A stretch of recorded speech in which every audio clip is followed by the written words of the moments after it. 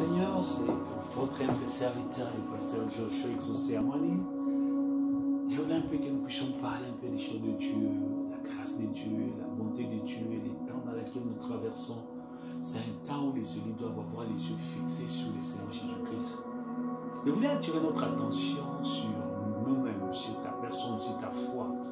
C'est le temps où, même si le monde entier est contre toi, reste ferme avec Dieu.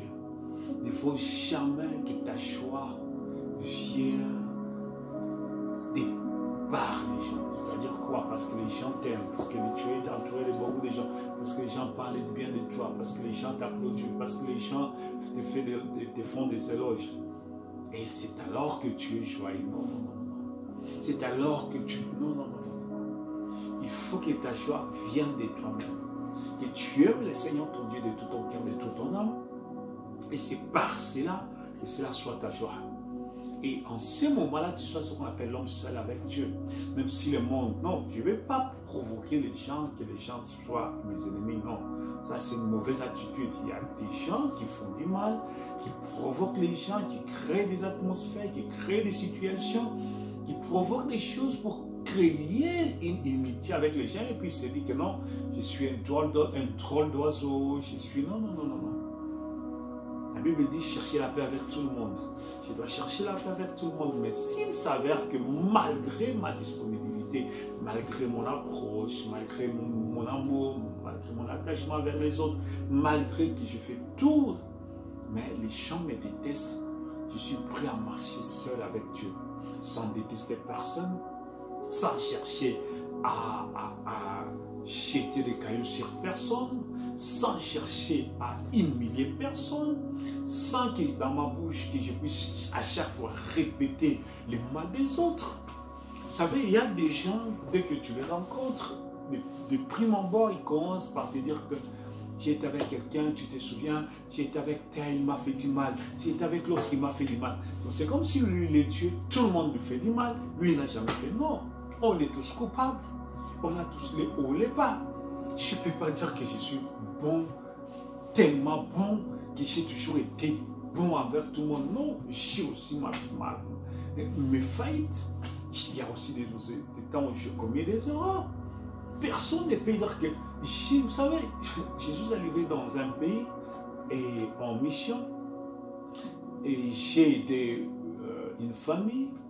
Et puis les premiers jours que je rencontre, à peine que j'ai aidé, parce que sa femme n'avait pas l'argent avec son fils pour payer les transports, j'ai payé les transports pour eux.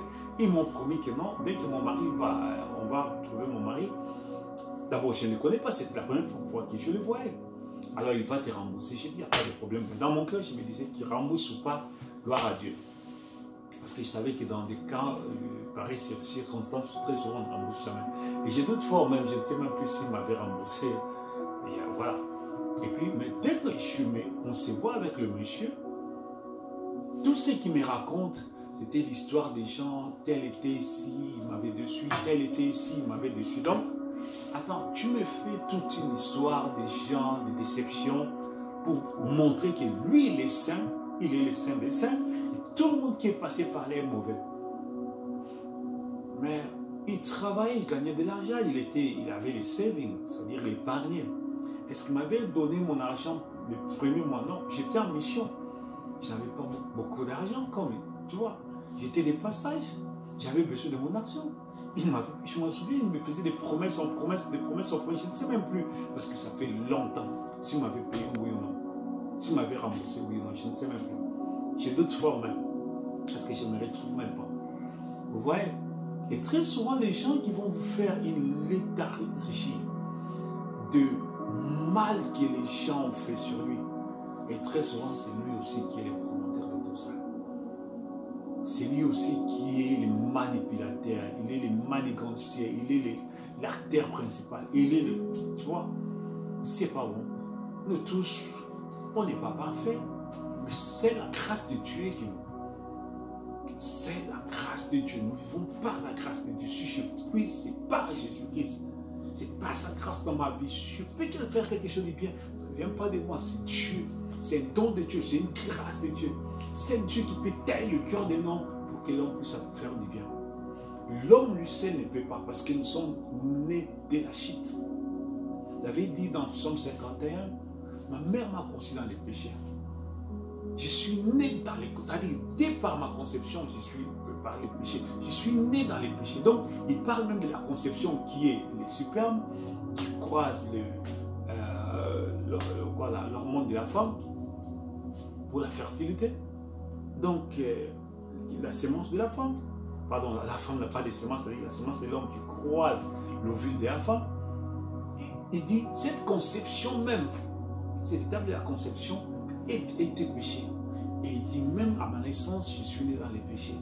Ça veut dire que nous sommes nés déjà de ce monde. Dans ce monde, nous sommes déjà perdants. Voilà pourquoi Jésus-Christ devait mourir pour nous donner la victoire. C'est-à-dire, si nous avons la victoire aujourd'hui, c'est grâce à Jésus. C'est par Jésus-Christ que j'ai la victoire. Si je vis, voilà pourquoi l'apôtre Paul pouvait dire, si je vis, ce n'est plus moi qui vis, c'est Christ qui vit en moi. Donc quand Christ vit en moi, c'est sa victoire qui se manifeste, ce n'est pas moi. C'est lui, sa grâce qui se manifeste. Et c'est lui qui marche dans cela. Et chaque fois qu'il tombe, il dira, Seigneur, moi-même je ne peux rien. Et tu le savais, Seigneur, je ne peux rien, pardonne-moi. Dieu te fera grâce. Parce que tu ne comptes pas à tes propres efforts. L'homme de lui-même, non. Ça, c'est l'Ancien Testament. Voilà pourquoi personne ne peut se présenter devant Dieu par sa justice. C'est impossible. Personne ne sera sauvé de sa propre justice. Non. C'est parce que Jésus a accompli sur la croix. Parce que s'il y a eu des hommes justes, Jésus n'allait pas venir. L'homme juste allait sauver les autres. C'est parce que quand on a regardé dans le ciel et sur la terre, personne n'était digne. Voilà pourquoi Jésus avait pris notre place. Il est devenu nous afin que nous devenions lui. Il a pris notre place. Il est devenu péché afin que nous devenions justice pour Dieu. Donc c'est par cela que nous sommes sauvés. Notre salut ne vient pas de nous. Notre salut vient de Jésus. Notre salut vient de l'agneau de Dieu. Notre salut vient de la grâce de Dieu. Notre salut vient de l'œuvre de la croix.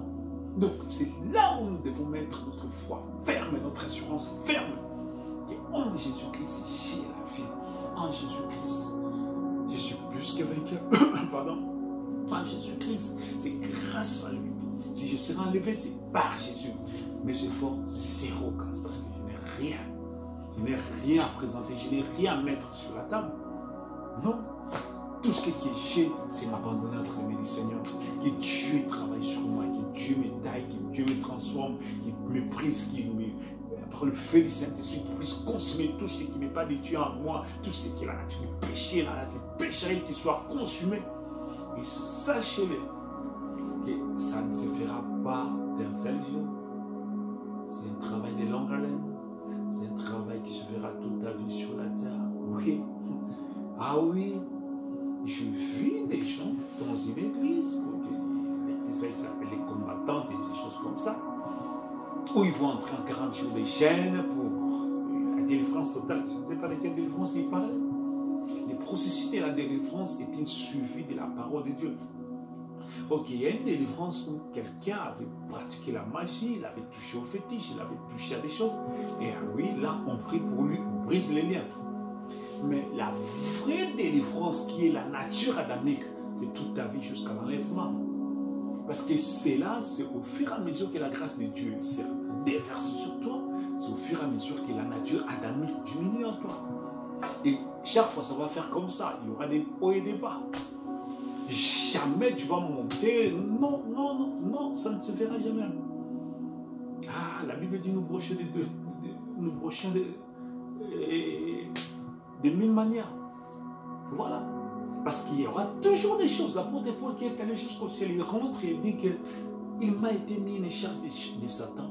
Un ange du diable de Satan pour me souffler. C'était quoi? C'était pour lui rappeler que Dieu est toujours un homme. Parce qu'il est allé au ciel, il a vu des choses que personne n'a écoutées. Il a vu des choses glorieuses. Il rentre, mais il y a une faiblesse qui est avec lui, qui colle. Tu vois, afin que les pensées humaines ne puissent pas l'élever à dire que, oh, je suis allé, je suis devenu ceci, je suis... Non, non, non, non, non. Sur la terre, nous sommes dans une position de faiblesse. Mais ça ne veut pas dire que nous allons lâcher, non. Ça ne veut pas dire que nous allons nous laisser faire, non. Nous combattons. Et le combat, là, cette volonté d'aimer Dieu, c'est la grâce de Dieu.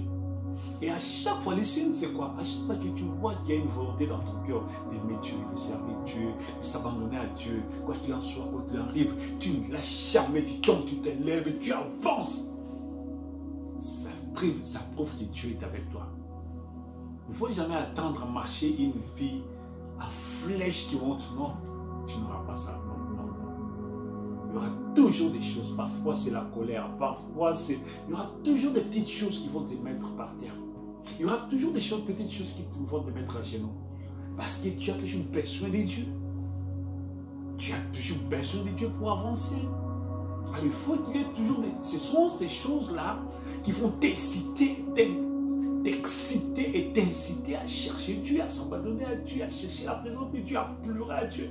Et c'est ça la marche chrétienne. Et c'est ça la marche de la persévérance.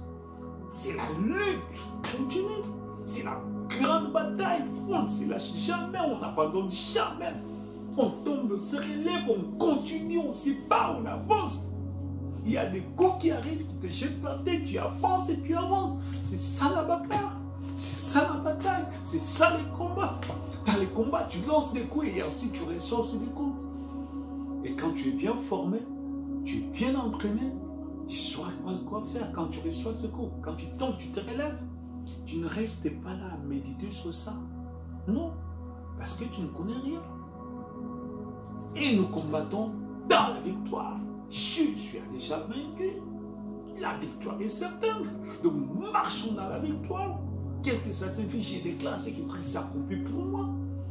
Seigneur, tu as déjà accompli quoi? Tu es devenu péché afin que je devienne justice pour Dieu. Par tes mains ici, je suis guéri. La maladie n'a pas de place en moi. Le péché n'a pas de place en moi. Et c'est comme ça que nous marchons. Chaque fois que je me tiens devant un péché, je confesse ce que Christ a accompli sur la croix. Je déclare ce que Jésus a accompli sur la croix. Dans ma vie, je suis plus que vainqueur. Christ dans mon expérience de la gloire. Je ne regarde pas ce que le diable essaie de faire. Non. Ça, c'est pour tourner ton attention. C'est pour te distraire. C'est pour te dire que voilà. Non. Mais je regarde ce que Jésus a accompli sur la croix. Où la victoire a été confirmée. Et c'est de cette victoire-là que ma victoire sera complète et certaine. Dieu vous bénisse richement. Venez me suivre dans les séries d'enseignements très profonds qui sont à venir. Que la grâce de Dieu vous accompagne. Aujourd'hui, nous sommes le 8 avril 2021. Que la grâce de Dieu vous accompagne. Miséricorde de Dieu vous accompagne. Que Dieu vous soit miséricordieux dans le nom de Jésus. Amen.